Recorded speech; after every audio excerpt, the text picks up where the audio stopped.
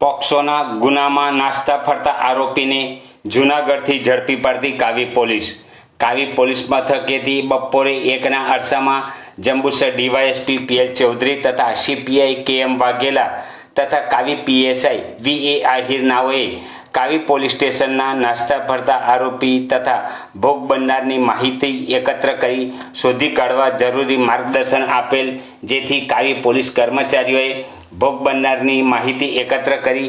આરોપી કુલદીપભાઈ ભીમસંગભાઈ રાઠોડ રહે દહરી તાલુકો જંબુસરના મોબાઈલનું IMEI નંબર શોધી ટેકનિકલ હેલ્પ આધારે કાવી પીએસઆઈએ મોબાઈલનું લોકેશન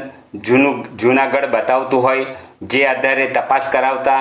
પોલીસ ટીમ જૂનાગઢના વંથલી તાલુકા ખાતે મોકલતા તપાસ કરતા સદર આરોપી તથા ભોગ બનનાર બંને મળી આવતા આરોપીને પકડી હસ્તગત કરવામાં આવેલ છે અને જરૂરી કાર્યવાહી કરવામાં આવી હતી.